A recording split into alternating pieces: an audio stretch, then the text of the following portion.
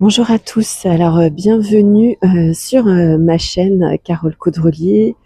dans laquelle j'aborde différents sujets de conscience de façon un petit peu intuitive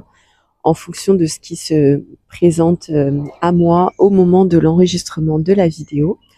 Alors aujourd'hui, comme vous pouvez le voir, changement de matrice à nouveau et changement aussi un peu de voix vu que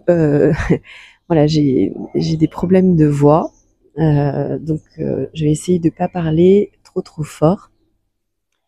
Alors, le thème que j'avais envie d'aborder aujourd'hui, c'est justement celui du changement de matrice aussi, de passer donc d'un pays à un autre que j'avais déjà abordé dans une des précédentes vidéos, et aussi comment finalement dans l'esprit commun, les personnes vont souvent avoir un espèce de retrait dans le fait de euh, ce qu'ils vont voir en fait à l'extérieur, donc des gens qui voyagent, qui vont dans des pays lointains, donc voire dans des îles comme là c'est le cas. Ils vont voir ça en fait, percevoir ça comme de la chance en disant bah oui, toi tu as de la chance, tu voyages beaucoup, tu as de la chance, tu vas là-bas souvent. Et en fait, déjà cette approche en fait, la prise de conscience que je voulais sur laquelle je voulais insister, c'est que déjà c'est une approche qui est totalement erronée dans la mesure où en fait il s'agit d'un choix, un choix qui va être suivi d'actions concrètes et qui engage aussi des décisions, d'autres petits choix de vie, des grands choix de vie, de quitter un endroit pour un autre, donc une matrice pour un autre, donc de laisser temporairement euh, ses repères aussi, on va dire matériels, mais ses repères aussi sociaux, ses repères culturels, parce que là en plus où je me trouve, donc il y a aussi une autre langue, même si c'est pas véritablement considéré comme une langue, mais voilà, une autre façon de s'exprimer qui peut être aussi pas forcément accessible à une personne qui vient pour la première fois, même pour la 7e fois, comme c'est mon cas ici, sur l'île de la Réunion. Et on va aussi laisser donc par, par définition aussi nos relations en fait, les relations qu'on a dans l'autre matrice pour sauter dans une nouvelle matrice. Euh, et en fait, vraiment voir que ce côté de chance qui est un petit peu spontanément érigé, ouais, toi, tu as de la chance, c'est en fait plus peut-être des résistances qui sont mises par les personnes, et ça se comprend et ça se conçoit, et il n'y a aucun souci avec ça, qui n'ont pas forcément un attrait assez grand pour pouvoir en fait faire des changements de matrice comme ça, même qui peuvent être des fois assez intempestifs. Personnellement, donc moi en tant que nomade, je bouge à peu près toutes les 2 semaines quand je suis sur le territoire français. Là ici, je vais rester un petit peu plus longtemps, mais ça demande à chaque fois effectivement des adaptations, de perdre des choses qu'on a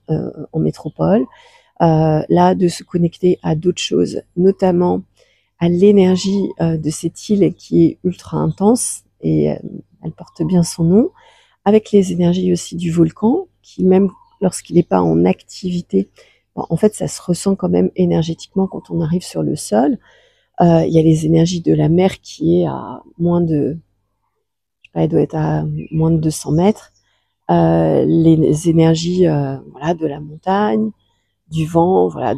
tout est un petit peu démultiplié. Et ça aussi, bon, c'est des choses auxquelles il faut s'habituer. Donc il y a aussi un environnement euh, animal qui est très prolifique aussi, donc énormément d'oiseaux, donc ça distrait beaucoup. Personnellement, moi je sais que j'ai beaucoup de mal à ouvrir mon ordinateur quand je suis ici, parce que on est tout de suite happé par l'extérieur en fait, par le fait de sortir, Voilà, il y a des sollicitations auditives partout, et puis il y a la mer, il y a l'appel du soleil, l'appel de la mer. Voilà, donc ça fait beaucoup de choses. Mais pour en revenir à la question de non, ce n'est pas de la chance, c'est juste des choix de vie qui ont été faits, qui peuvent être, même s'ils paraissent très sympas à vivre, qui peuvent être aussi inconfortables. Bon, là, ça va. Moi, j'ai la chance d'être habituée à voyager, donc je le vis très très bien. Et c'est mon mode de vie. Alors, pas forcément ad vitam aeternam, mais pour l'instant, c'est le mode de vie que j'ai choisi. Et il n'est pas non plus irréversible, hein, c'est-à-dire que peut-être que dans un an, je choisirai à nouveau de me sédentariser dans un endroit un petit peu plus fixe, même si je pense que je continuerai à voyager. Mais là, pour l'instant, j'ai choisi de bouger. Et donc, ça n'est qu'un choix qui est à la portée de chacun, et comme tout choix qui doit rester, enfin, qui ne doit pas rester juste mental, mais qui doit être exécuté et accompli dans la matière. Et c'est ce que j'ai fait, ni plus ni moins, j'ai réalisé. Donc c'est pas réaliser un rêve, en fait, c'est déjà je réalise pas de rêve, parce que pour moi, en fait, à chaque fois, c'est pas, quand je dis que c'est un choix, il y a un choix au niveau du personnage, en fait, de suivre aussi les informations qu'on reçoit de beaucoup plus haut. Mais pour moi, je me laisse uniquement guider par voilà, mon soi supérieur, mon soi divin, voilà, on va dire mon soi, être supramental, peu importe les terminologies. Et donc, du coup, je suis auto-guidée par moi-même pour faire telle ou telle chose, et le plus souvent sans savoir pourquoi, comment, à quelle fin, à quel dessein, et pourtant je vais le faire. Donc après, j'aurai aussi le choix de désobéir, mais pour l'avoir expérimenté, je déconseille, quand vous avez vraiment des messages, de faire des choses et que ça vient vraiment de très très loin. Je vous déconseille fortement de ne pas suivre votre guidance intérieure, parce que vous allez perdre du temps, parce que vous allez rencontrer plein d'obstacles, et que tout va vous ramener en fait à votre, entre guillemets, j'aime pas trop le terme non plus, mais mission de vie ou chemin de vie. Voilà. Donc, la chance, non, même si ça commence par les mêmes deux premières lettres, c'est plutôt le choix. Et le choix en conscience, entre guillemets, d'obéir à son soi supérieur plutôt qu'aux injonctions mentales. C'est clair que des fois, le mental a plein de considérations de comment je vais faire pour voilà, organiser telle ou telle chose dans ma vie matérielle, pour organiser mon voyage, même pour trouver les finances. Voilà. Je peux vous dire que quand vous êtes en guidance vraiment, et pas en guidance d'entité, d'énergie sombre, ou en guidance parce que vous avez envie de copier ou d'imiter quelqu'un, mais que vous êtes vraiment en guidance profonde de votre soi, tout va se faire tout seul. Et d'ailleurs, à ce sujet, c'est très bien aussi là tout l'engouement pour la manifestation. Bon, le voyage, ça a toujours été un sujet voilà, qui plaît, un sujet qui met un peu tout le monde d'accord. Mais moi, je mets au défi aussi les personnes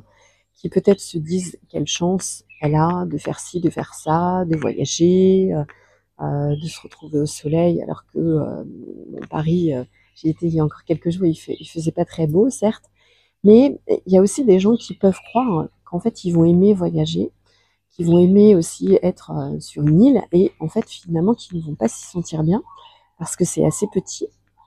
Il n'y a pas les grandes structures architecturales, donc il y a des gens que ça peut rassurer finalement d'avoir des grands bâtiments. Et puis, comme j'aime aussi le dire, le voyage n'empêche pas aussi de trimballer et de voyager avec tous ses bagages émotionnels, sociaux, culturels, mentaux, psychiques. Et donc, de toute façon, si vous avez, entre guillemets, des problèmes ou un mal-être de vie, voilà, quelque chose que vous traînez depuis longtemps, le fait de voyager, en fait, va exacerber tout ça. Donc il faut pas croire, le voyage, on emmène aussi qui on est avec nous, et ça, c'est la seule chose, en fait, qui ne voyage pas vraiment, c'est notre soi profond, notre connexion à nous-mêmes, que même si on perd nos bagages, même si on se retrouve dans l'inconnu, même si on ne sait pas encore où on va dormir parce que tout n'est pas encore bien planifié ou tracé, et même si on ne sait pas, ce qui est mon cas, combien de temps on va rester, en fait, on emporte avec nous-mêmes notre guide intérieur. Voilà. D'où l'intérêt aussi que je porte pour les accompagnements, pour aider chacun et accompagner chacun sur le fait de se reconnecter fréquentiellement, vibratoirement,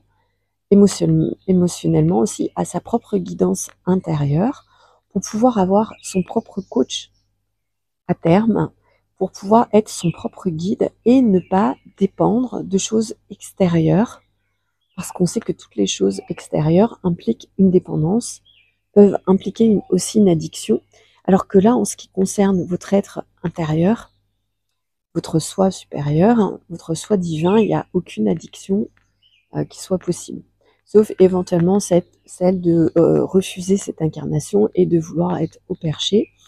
H24, mais sinon il n'y a pas d'addiction parce que tout se fait, en fait l'information descend et vous savez, pas forcément précisément, mais vous savez ce que vous avez à faire et à tel et tel moment, et tout va se mettre en place sur votre route sans que vous n'ayez quasiment rien à faire. Voilà. Donc c'est ce qui justifie aussi mes vidéos, c'est ce passage que j'ai entrepris moi-même il y a plusieurs années, de lâcher en fait le fait d'être guidée de façon automatique et en pilote automatique par mon personnage égotique, qui avait plein de désirs, plein de besoins, plein d'envies qui n'étaient même pas les siennes. Et à ce niveau-là, je vous invite aussi par rapport à ce que j'ai dit avant, à vérifier que quand vous enviez quelque chose, ou quand vous voudriez être à la place de quelqu'un, que c'est vraiment ce dont vous avez vraiment envie et que c'est vraiment fait pour vous. Parce que des fois, de l'extérieur, voilà, il y a plein de choses qui peuvent faire rêver, mais peut-être que ça ne vous correspond pas. Et alors le pire, ça serait de vouloir une vie qui ressemble à celle que vous voyez sur les réseaux sociaux, sur, voilà, dans les médias, à la télé, dans les films, et qui finalement ne vous correspondrait pas du tout. Ça serait vraiment un drame. Et Dieu sait qu'il y a beaucoup de personnes qui courent après des vies, soi-disant de rêve, qui sont même pas adaptées à qui ils sont et qui sont pas adaptées à ce qu'ils ont besoin aussi de faire ou de réaliser pour leur réalisation complète dans cette incarnation. Voilà, donc d'où mon propos par rapport à aussi, si vous avez besoin d'être guidé, d'être accompagné pour retrouver votre entière souveraineté, pour clarifier aussi quels sont vos véritables désirs. Si c'est pas les désirs de vos parents, de vos grands-parents, c'est pas les désirs de vos voisins, de vos amis, mais que ce soit vraiment les autres, que ce soit en phase avec qui vous êtes, et pour ensuite apprendre aussi à se connecter, se reconnecter à son soi supérieur, et ensuite apprendre à matérialiser, à aller jusqu'à la dernière phase qui va être quand est-ce que je sais que là je suis sur le bon chemin vis-à-vis de moi, que j'écoute la bonne voix, et donc arriver à la réalisation, à la matérialisation de quelque chose comme voilà, la concrétisation. Alors là, je parle même pas de voyage en ce qui me concerne, c'est plutôt un établissement temporaire dans un établissement nomade dans une autre région du monde. Et peut-être que d'ici quelques semaines, je serai, et c'est mon vœu, mais après je vais voir si c'est en phase avec ce que j'ai envie, à aller aussi sur un autre continent. Voilà, c'était tout pour ce partage aussi matriciel, hein, donc d'une matrice à un autre. C'est pas d'une chance à une autre, c'est d'un choix à un autre. Donc voilà, faites l'effort quand vous pouvez de vérifier qui vous met des idées dans la tête, qui est aux commandes et qui a vraiment envie, qui désire. Et la dernière question et l'invitation que je vous propose, c'est de vous demander tous les jours quel est mon plus grand désir. Voilà. Et soyez certains que si vous arrivez à avoir un jour une réponse très précise à ce grand désir, l'univers, votre être profond, mettra tout en place pour justement trouver les bonnes personnes pour vous accompagner sur ce chemin si vous avez besoin d'accompagnement, ou mettra toutes les bonnes personnes aussi pour vous permettre de réaliser vos plus grands désirs. Je vous dis à très vite et pour ma part, je vous retrouve très bientôt, je l'espère. À très vite.